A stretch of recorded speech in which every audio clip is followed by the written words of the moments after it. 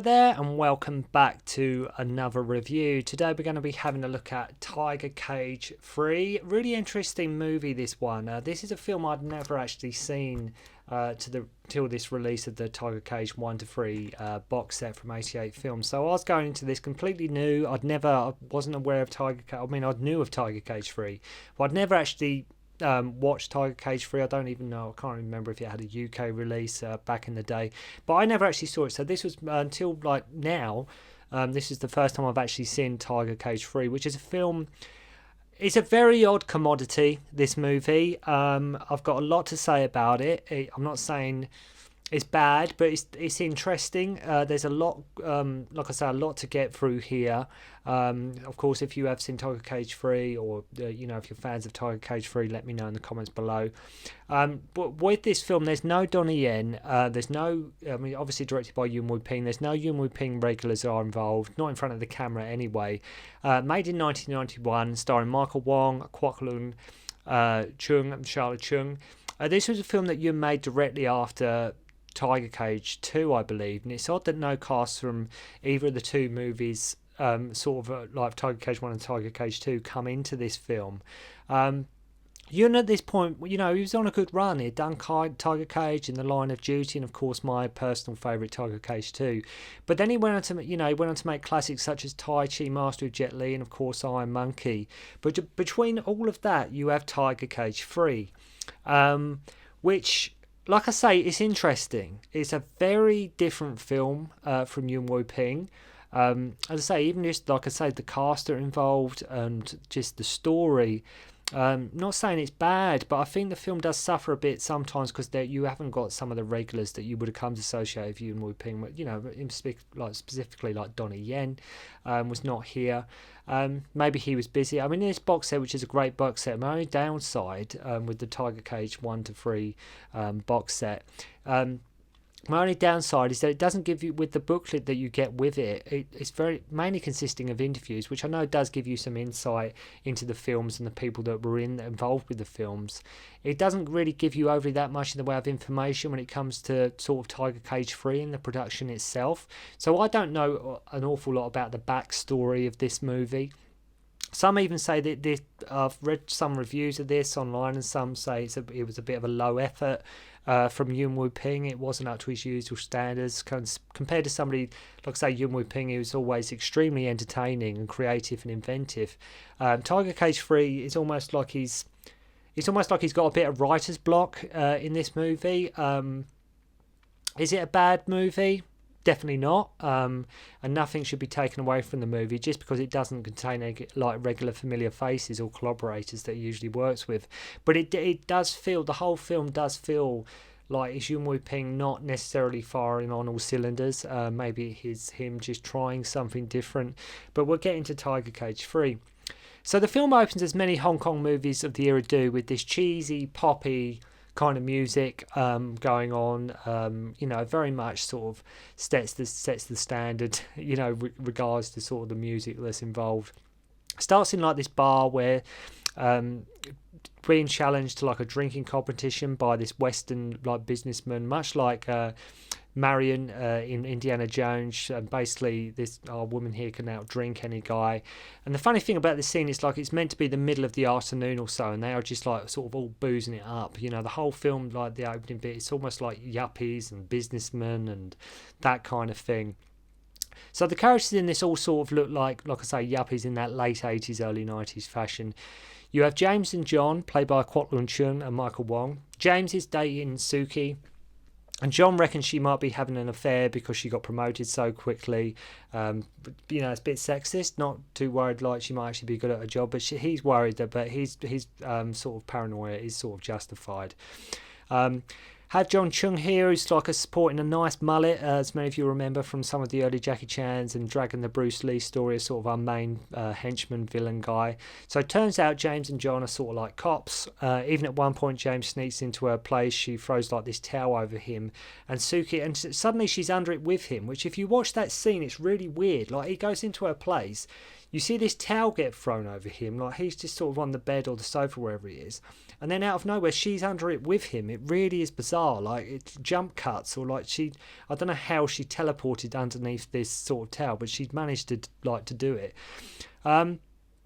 So the whole film at the start, you think it's just about business people, and the stock market in suits and ties, which, let's face it, is not very interesting. I say Michael Wong is great in it, but unfortunately, that whole premise, the way it starts, it doesn't get you sort of interested right away. Unfortunately, it doesn't sort of draw you in really well. But it does go places. So Lai Su Bong, her boss, is the guy they are after and they want to bust. One point we have John Cheung, who's like I say, the main villain muscle, throws this guy over the top of a moving car, which in then turn, after being landed on the roof, the car, which in turn then goes to run the guy over. So they want, like, Suki to sort of help them nail her boss. So she is sort of playing both sides at this point. And have Michael Wong here, who has been in so many movies. Like, Michael Wong, God, he's been in City Hunter, he was in Knockoff with Van Damme, he's been in loads of films, which to your credit, you can see him doing, in this movie, to his credit, you can see him doing some of his own stunt work. At one point holding onto the roof of a moving car, driving at quite a fast speed too, I might add. As some killers target them and after their latest arrest. I mean, there's no doubt about it. I mean, Sharla Cheung is absolutely beautiful and is very captivating in her role here on camera as Suki. On camera, I will say it's worth watching just for her role alone. I think she carries the film really well. And like I say, she's absolutely amazing looking, and she really does play the part as Suki really, really well. Really great performance from her. The plot is all about false accounting, then trying to bust this big crime lord, usual stuff. But in the middle of it, we have Suki, right? That's basically the middle ground of it. So have some great kicks here from Leung when they break in to kidnap her. It's just so brief. I mean, there's a lot to, like I say, if I'm skipping over the plot, you'll have to forgive me. But we have some great kicks here from Leung, but it just doesn't. You don't get a really sort of necessarily classic fight sequences in this movie. None of there's great action in it, don't get me wrong, but none of it, unfortunately, is overly that memorable, which is a real shame. Then we have a chase where he's going after her, and at one point, and the only thing is, like, he's going after her, she's been taken. Suki's been taken, he's going after her, but there's no music, so there's no sort of intensity with that action scene. There's no sort of urgency. It's just like he's just driving around. Where there is no music, it loses that momentum a bit, unfortunately. So it doesn't really sort of add to the drama. So they go to like this sawmill. I mean, why not? Of course it's got to go to a sawmill. It's got to go somewhere where they can have like a fight or a bit of a scuffle, right? I mean, this is the very nature of these kind of movies. Where else are you going to go? I mean, if you notice this, Suki has gone, at this point in the movie, she has gone from sort of being all smart, intelligent, classy. She doesn't suffer fools. She's very confident in herself. She knows she's good looking. She can handle herself. Now she's gone completely into damsel in distress mode, right? They want to bust her boss. And she, like I say, she's gone into complete damsel in distress. Great fight scene here with John Cheung though, and this is the stuff you want to see. Then as soon as it really gets going, John Cheung sort of bails, right? He goes off. So it's just as soon as the fight scene is about to picking up, and it's like, then it ends. So they're going to have maybe sort of a rematch later on in the movie. So Lei wants the documents back that he's been blackmailed for, like her boss, and James is like, it wasn't me, I don't take bribes. So he's being blackmailed, this guy, for his documents. And he's like, look, I've sent the money, blah, blah, blah, whatever. And he's like, look, I don't know what you're talking about. So he's like, right, so it obviously wasn't you then. I don't take bribes. So after using this like hook and rope on like a speedboat to go after them, you believe like James is dead at this point. Like they've killed James, okay? So you believe he is sort of dead. So then John Cheung and his goonies just march right into the police headquarters. They just march right in, no problems whatsoever, and start opening fire. Just walks right in there. So we find James. Turns out James is still alive. And he gets picked up by these two sort of local fishermen, and he's burnt really badly, right? He's burnt super bad. Like he's disfigured at this point. He stays disfigured. Meanwhile, Suki gets drunk and sleep with like her boss, Lai Su Bong, as she knows it's going to happen anyway. She gets drunk, and so he sort of has his way with her. So half a year passes, and James is sort of healed apart from his burnt face. Goes into a city and just so happens to spot Suki. Like he goes back into the city after sort of recuperating, just so happens to spot Suki, and goes to approach her where everyone is sort of horrified and disgusted at his burnt face. Sort of got the whole sort of Phantom of the Opera type thing going on here. All the while during this, you have this, like, again though, the upbeat poppy music playing, the cheesy poppy music. So like I say, this guy's he's got his face burnt, he's lost his love, he's lost everything. He was left for dead, and all this while you've got this happy, cheerful music that does seem somewhat a tiny, weeny bit out of place. So Suki is now part of Lai Su Bong's gang, right? So she'll go with whoever furthers her career. If there's more money involved, that's where she goes. Helping him with business deals, etc. John takes James's stuff to her to give her a guilt trip, Michael Wong's character, and I'm not sure why he didn't do that sooner. I mean, if 6 months or so have passed, why has he waited till now to do it? Why wait half a year to go and guilt trip her about what happened to him? She's like, you were using Lai anyway. She has a go at him because she's like, you were using Lai anyway to get tips on the stock market. Again, it really doesn't.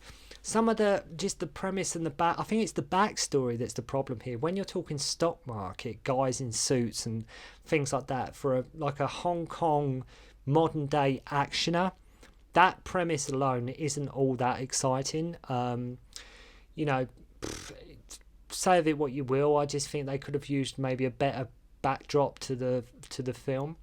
So James now has like a metal mask on his face to hide his burns, and he's standing in a tree outside Suki's place. Now, bearing in mind the film has been on for about 55 minutes at this point. The film has been on, and it's only about 90 minutes long. It's just over 90 minutes long. There really, really hasn't been that much in the way of action, especially compared to, say, if you look at Tiger Cage 2, the previous film in the trilogy, which I know that all the Tiger Cage films have nothing to do with one another, but there really hasn't been a lot of action.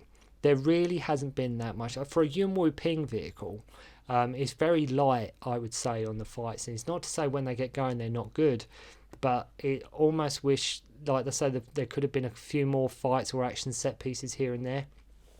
It's almost like this was Yuen Woo-ping trying to get across his talent as a filmmaker rather than a martial arts filmmaker, if that makes sense. Like it's him trying to just shoot an entertaining film rather than sort of an entertaining kung fu martial arts film as such. So James crashes apart like this fight scene as you expect. First, I mean, the movie that where he sort of throws these. There's this fight scene where he sort of crashes this party and he sort of takes on these guys, and there's this fight scene where he does this move which I do love, where he sort of he flips him. He sort of takes his guy, he sort of flips himself. You have to see it without me describing it because I'm really not doing it justice. But he sort of flips himself over and sort of lands on them, but both kicks them at the same time. It is a real blink and you miss it moment, but it is a really great fight scene, great little move. You will know it when you see it. And it's a greatly lit fight scene as well. In a way, you watch the film, it's almost like everyone else Yuen Woo-ping was working with or had worked with previously was busy. But there is a great fight scene where James sort of crashes a party and he takes on some of the thugs and goons and the henchmen. There's some great kicks here and there, and like I say, a great fight scene where he sort of flips himself over and he lands with his feet on these two guys, and it's a nice little move. So then Michael Wong turns up and they both sort of fall down the hill for some reason, even though I think only one of them sort of got shot or got injured, but they both fall down this hill.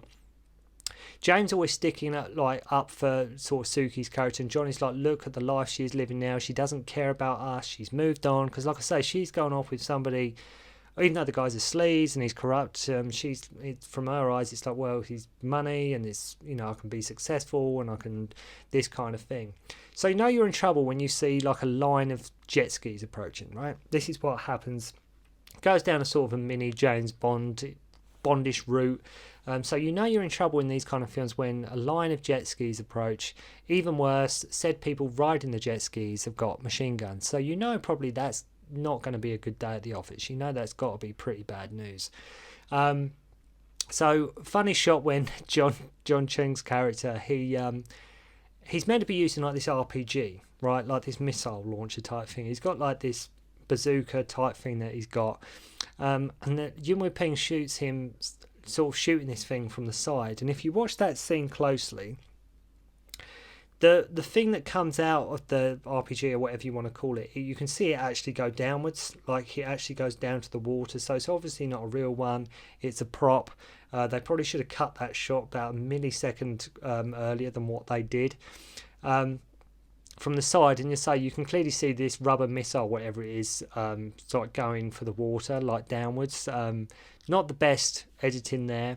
So James gets John Cheung with this like machete and ends up getting shot by a harpoon gun. And I'll tell you, James in this really isn't having a lot of luck. You know, he really hasn't even like, he's got his face burnt and he's got shot with this harpoon gun. Really, all this because of a woman. You know, at this point I'll be like, look, this isn't even worth it. I'm getting absolutely butchered here. Like whatever happens, I've been burnt. I've got a harpoon gun in my chest, It's just crazy.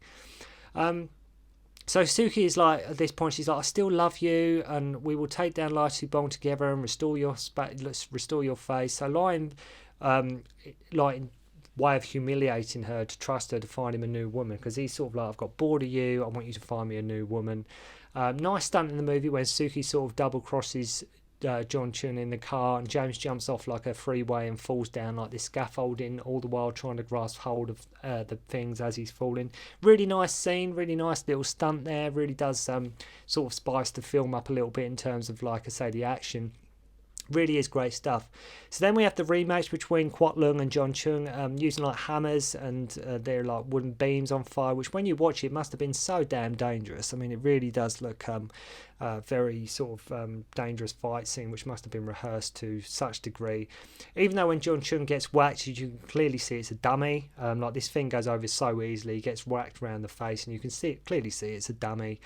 So as a twist, we learn that it was Suki basically at the beginning of the film who was blackmailing Lai Bong at the start, which you had completely forgotten about at this point. So there is a twist in this movie to keep it interesting. That's what I'm saying regarding the setting with the yuppies and the business people. It does actually go somewhere. You just need to sort of bear with it. So she was a nice touch to the plot, and the film, like I say, does actually have a twist. It was her doing the blackmailing. It turns out, like I say, the damsel in distress, the tough, strong, like wheeled woman, she was the mastermind at the end of the movie. So to say, the whole film, she's sort of playing both sides, like the bad side, but at the same time she's trying to make out she still loves James. His face has been burnt, but she's like, we can work it out. I mean, bearing in mind what the guy's been through for her at this point, I'll be like, I'm out of here. So John goes to confront her, and then, she just like shoves him out the window. James turns up and sees the whole thing. Watch Suki at the end too whack the crap out of this guy with a metal pipe, or a nice roundhouse sweep move that I love James do. The fights are very Donnie Yen in nature. Like Donnie Yen, which just lacking that bit of flair that he would usually bring to a fight scene, lacking that Donnie Yen flair. So James gets shot and shoots Lai Bong. I mean, he went through all this because of a woman, and boy has he been through it in this movie. He's been burnt, disfigured, harpooned, beaten up, and now he's got shot. And then he actually dies as well, with Suki telling him how much she loved him. And well, it's a bit late for that now, Suki. Do you know what I mean? And thus concludes Tiger Cage 3. Whilst not as good as the other two, it does have its moments, and the plot did hold my attention. It does have a bit of a slow start. I just think it suffers from maybe being one or two action scenes short, and not having very many regular of the familiar faces you would come to expect in a Yuen Ping vehicle. But it's still worth checking out. I'll probably say it's the lesser of the three. If you're going to like put the Tiger Cage films in order, it'd probably for me go 2, 1, then 3. But 3 is still entertaining. It's probably a film that you'll probably gain a lot from watching it 2 or 3 times. Give it another go if you didn't enjoy it the first time. I've seen it twice now, but I did enjoy it. I just think it lacks that classic sort of Yuen Ping feel that we come to expect from many of his classic movies. So thank you very much indeed for watching. I hope you enjoyed the review. If you've seen Tiger Cage 3, let me know, and I'll see you again soon. concentrate on the finger or you will miss all that heavenly glory.